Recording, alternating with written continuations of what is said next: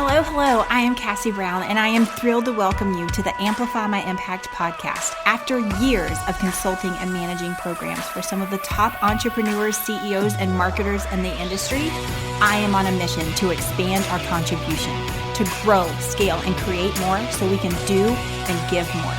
This podcast celebrates entrepreneurs who are boldly stepping up to own their calling, expand their influence, and stretch outside their comfort zone, who've decided to stop playing it small, pick up the mantle of contribution, and serve at a higher level, to lead by example and light the way for others. If that's you, then get ready to amplify. There's a fire that burns inside your soul, and we're going to ignite it into a roaring blaze of unstoppable momentum. Hey guys, Cassie Brown here, and I am super excited about the interview today that we are having with Emily Fontes. She is an SEO wizard and website whisperer. She's the maker and creator of the Simple SEO Toolkit and recently launched her podcast, She Can SEO, that just crushed it in the rankings all the way up to the top 4. I'm really, really excited to get to know more about her, how she speaks that love language of Google SEO, search optimization, and just find out what she's doing now in her business to continue to grow and amplify her impact to those that she serves. Hi, Emily. Howdy. I just want everybody to know you are absolutely one of my favorite people on the planet. I love every time that we get to talk and spend time together. SEO Wizard doesn't even come close to it. You are so incredibly intelligent and strategic, and I just really can't wait to hear your journey. The feeling is mutual. Oh, all right, girl. So let me know and fill in the gap, please, if there is any more detail about what you do and how you serve, and just give us a little bit of a backstory of, how you ended up here serving this niche of SEO. Yeah. Well, I started at my first job straight out of basically high school, getting married really young at 20. My first job was working for a website company, and that was almost 20 years ago now. We made websites for real estate agents, which is super competitive, obviously. And I knew nothing about SEO. I knew nothing about website design. I worked in customer service. And I had a design assistant who I would talk to the client and then pass everything on to them. And eventually I was like, maybe I can do this myself. And so I took a little HTML class at a community college. And I just started teaching myself how to do design, how to do SEO, how to build websites, and it's grown completely organically from there, all the way up until the point where I actually created my own local businesses. And I had several of those that were extremely successful over the years, and I was able to use all my skills to build those businesses. And what I found is that being an introvert, I naturally gravitated to certain types of marketing, and SEO was one of them. It was the easiest thing for me to do without having to really go out there and do cold sales or cold marketing or a whole bunch of paid placements. So that's how SEO kind of became one of my love languages in marketing. I love it. And for those listening, SEO is sometimes one of these mythical, untouchable, really, really intimidating type of channels of marketing. And the last time we were chatting a little bit, you made the joke, and we have a workshop coming up, that it's why does it have to be so complicated? So can you sort of give what your definition of SEO is, and why do you think over the years it has that connotation of being so complicated? Yeah. So search engine optimization is basically answering people's questions. And I think people try and make it a lot more technical than it actually is. And the good news is, for most people, as long as you're really good at what you do and you understand the problems that your ideal customer has, all you have to focus is answering those questions in as much detail as possible. Because when people go to Google, they don't just go wander around, thinking like, what is there to find today? No, you go to Google because you have a specific need or problem. And if you can create content surrounding those specific problems, then you'll be able to rank and have people find you on Google. I love that. So SEO ties right into content creation. So you can almost kill two birds with one stone there if you are very strategic about it and you do it right. Mm-hmm. Yeah. And people think SEO equals Google, and that's completely not the case, because we have lots of different search engines. Pinterest is a search engine, YouTube is a search engine, even places like Etsy and Amazon are search engines. So any type of business you have, depending on what it is, you're going to need to focus your content and your search engine optimization on the right platform for your type of business. That's awesome. Okay. And so I want to take this time and dive a little bit into the brick and mortar local small business, because my roots are in local small business as well. And I have an incredible respect for, and I almost feel like if that business can make it, when you translate that offline to online, like that world was made for you.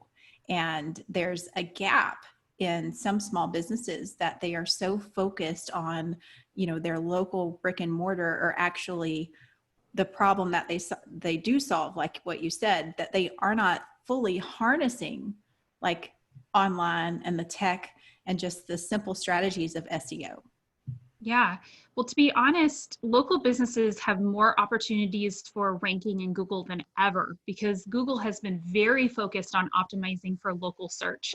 And in fact, right now, the way the algorithm works is that almost all search, I guess I should say, is local results. So what that means is someone searching something on their phone in Houston is going to get a completely different set of results than someone searching the exact same phrase in Los Angeles. So as a local business owner, you can create content that will only be shown to the people who are near you. And that means you can actually outrank really big websites, because Google is wanting to give local context to the search results, if that makes sense. Oh my gosh, it totally does. And that's such an incredible hack for those businesses who are looking to do that. Because it's, for me, in our wheelhouse, we look at social media, especially like Facebook and Instagram, as like leveling the playing field for small business versus the large ones who do, they do have larger advertising budgets and all sorts of things. And chances are they're in magazine, newspaper, print, billboards, all of that. And you can take a fraction of that same investment and push it out through social media, paid advertising. And I feel like SEO is sort of that same category that a lot of people aren't really realizing or taking advantage of. What do you think about that? Yeah, for sure. So, and I'll just give you an example. Like if you're a massage therapist in Portland and you create a blog post that compares different types of stretches for neck pain, and someone in Portland is searching that term, even though there's plenty of big websites out there that have lots of pull power for search results, you can appear above them for someone searching for that in Portland. So for local businesses right now, it's probably one of the strongest strategies is to be doing things like blogging, or even creating content on places like YouTube videos and things like that, because you have an opportunity to outrank really big websites very easily, but only for the people who are right nearby you. That's the difference. I mean, obviously the person in Portland isn't going to be ranking for that term all the way out in New York, and that's a good thing. So that's a huge opportunity, and something that makes it much more worthwhile than it has ever been for local business owners to be creating content. Oh my gosh, I love it. You're so flippin' smart. So is that what was really laid on your heart? I know, just given, our past and mutual friends, like I love the way that you lead, like, and figure out how can I serve bigger? How can I get this message out? And was this the foundation and what drove you to launch Chic and SEO? Yeah, I mean, I think SEO should be a skill that everyone has, and you do not have to be techie to do SEO at all. As a matter of fact, the tools we have right now make it so much easier for the average person to optimize their site for search.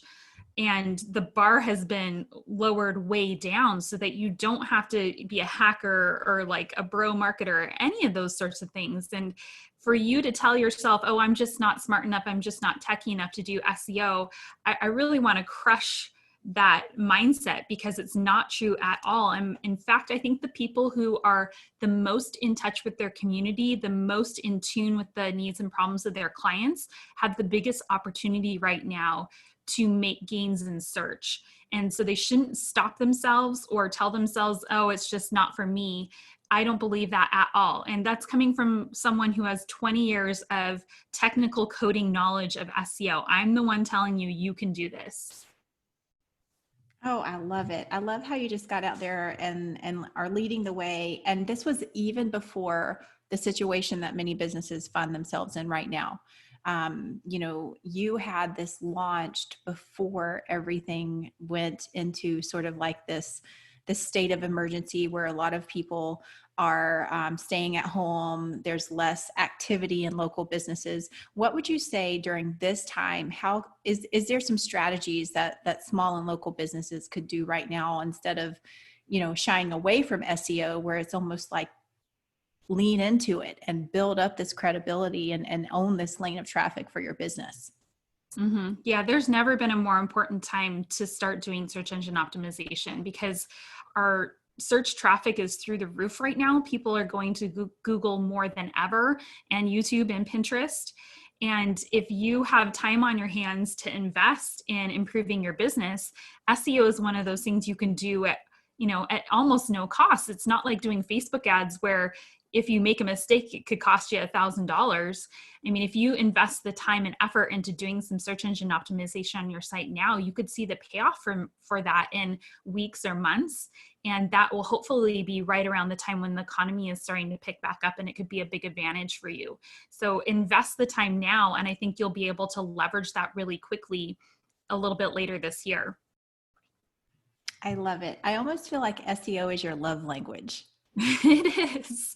It definitely is. And sometimes people are like, well, Emily, you've been doing this forever. You've never had this feel hard. And that is completely not the case. I mean, I taught myself how to do SEO when there was no resource for learning how to do this. We were literally doing it as it was becoming what it was. I couldn't go to Google how to rank stuff. Like, there was no YouTube, there was no online courses, nothing. It was a very lonely time to learn how to do SEO. It was like the wild, wild west.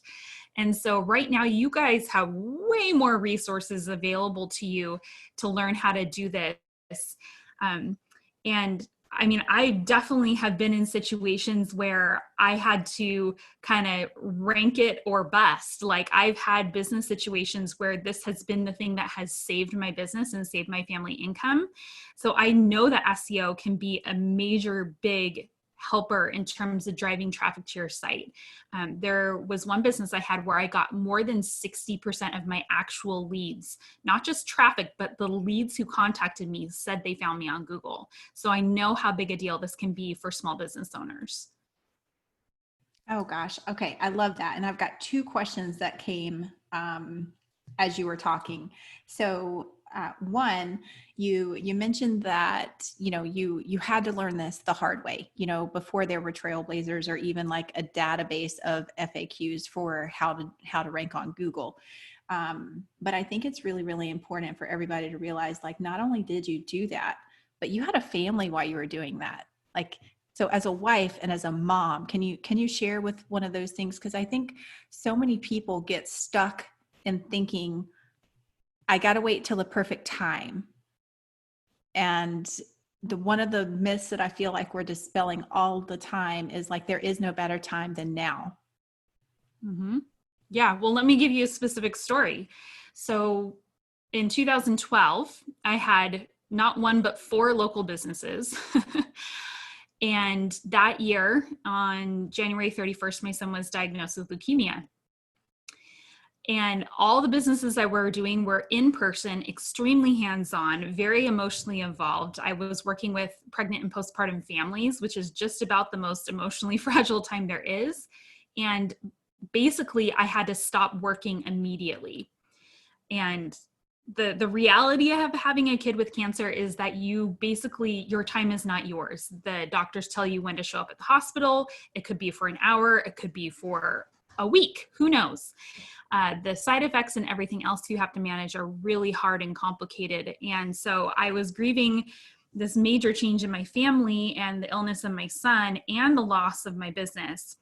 And about a year into that process, it became apparent that I had to get some sort of business back online very quickly in order for our family finances not to fall apart.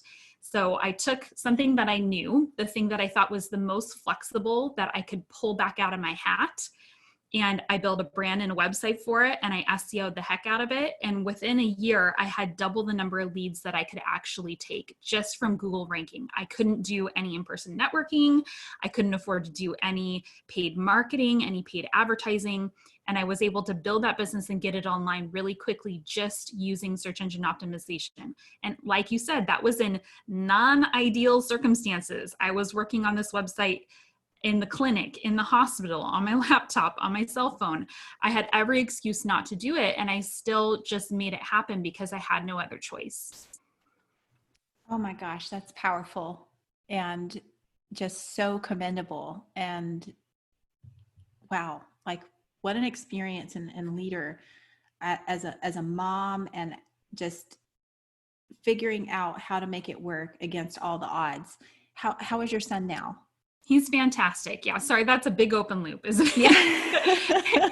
He was 6 when he was diagnosed. He's almost 15 now. He's been off treatment for almost 5 years, and he's doing fantastic. He's enormously tall and a very, very kind and amazing young man. So I'm very proud of him.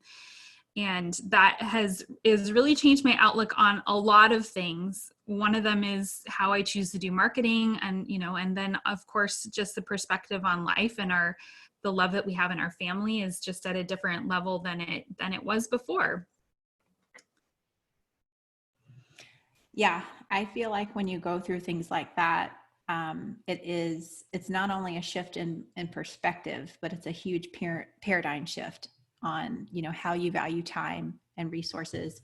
And I mean, you do start thinking more about like, how am I going to leave this world a better place than when I found it? It becomes more and greater than just paying the bills and making money at that point. Because as families, like, we have to pay the bills, we have to keep the light on, we have to feed our kids, but beyond that, once you find something that works and is duplicatable, like, that's where that multiplication amplification comes into play. Mm-hmm. So what's next? What are we looking at on the horizon for you with this? Well, I love your message of Amplify, because every person I teach how to do SEO has the potential to reach millions of people by getting their content ranked. And that's really what I'm on a mission to do. I want people who feel like they're not smart enough, not techie enough, not anything enough to do SEO, to finally feel capable and empowered to do that, so that they can be found in search and get their message out to the world. And I think that is going to make Google a better place. It's going to make the world a better place, because if we can help people and serve people by helping them find the information they need when they need it, then that really does amplify the message and reach more people. I love it. So if someone is searching for you and how to work with you, where do they go? And just for fun, what are some of your favorite keywords that you're going to use in Google if they're going like outside of your warm network and they're searching for this? Well, I think the good thing to do, the first place to start when you're learning to do SEO, is understanding the right keywords. And that's why I've made a really accessible, easy to understand course called Simple SEO Keyword Toolkit, where you can learn exactly which keywords you should be using to help get your ideal clients to your website. So everyone should go check that out and see if it's a good fit for them. I've tried to make it very, very simple and easy so that there's nothing that you will get hung up on or confused about. And let's see, search terms that I want to be found for is probably the beginner guide to SEO. And I'm going to be having another product coming out soon, which is kind of all encompassing, covering more than just keywords, where people can learn how to do kind of the entire SEO package. But simple SEO is definitely my number one keyword that I want to be found for. I love it. I love it because you are on such a mission to get this out there and to have more people ranking. And honestly, I love that because it's something that, is a core principle in our business and the way that we publish and the way that we coach and within the agency is to get more of those who truly do care about the results that they give their clients with their products and their service, who are showing up with integrity. And SEO falls right into this. Like, the more people who know that option is out there, the better off everyone is going to be for it. So it's a huge mission to get these impact-driven entrepreneurs to the top of the rankings. And so thank you so much for spending time with us here today on the podcast. And I just want to give you this opportunity to share any final thoughts, any last words. What would you say to any of the listeners who have heard this so far and may still be thinking, I don't know if I can do it. What would you say to that? I would say that why not you? Why shouldn't you take up space on Google? Why shouldn't you be the person that people find when they have a problem? There's nothing holding you back other than your own belief, because I know for a fact you can get yourself ranked. It's really, that's the easiest part. The harder part is deciding you're going to do it and making sure you understand what you want to be ranked for. And then the technological side of it is the easiest part. I love it. And I'm just going to say also, I'm so excited for our workshop that you have coming up in the Amplify My Impact Facebook group. So whenever you are listening to this podcast, whether it's right around the release date or, sometime into the future, definitely check out our workshop with Emily and what she's going to be presenting. 5 mistakes business owners make with SEO and how to fix them. I'm really, really excited about that because I am in complete alignment with Emily on everything that she teaches, and that absolutely we need to get more people out there on the top pages of any search engine. I love that you mentioned think beyond Google. That was amazing. So thank you for being with us, guys, and we'll talk to you again soon. Thanks so much for spending time with me today. I hope you've received value, encouragement, and exactly what you need to help keep you in momentum to grow and impact the world around you. Big or small, we all make a difference. Thanks also for subscribing, downloading, and leaving a review. This helps us reach others who need this message in their life. If you know anyone who would benefit from this podcast, please share so you and I can help more people boldly step into purpose. It is my heart's mission to help and encourage others. My internal belief that a rising tide lifts all ships. So much of what we talk about on the podcast is leading with value and building relationships through service. So we've created a collection of resources for you to continue growing, whether you are just getting started or ready to scale your business. Visit amplifymyimpact.com for show notes, downloads, programs, and more information about how to directly work with our team to amplify your impact and change the world.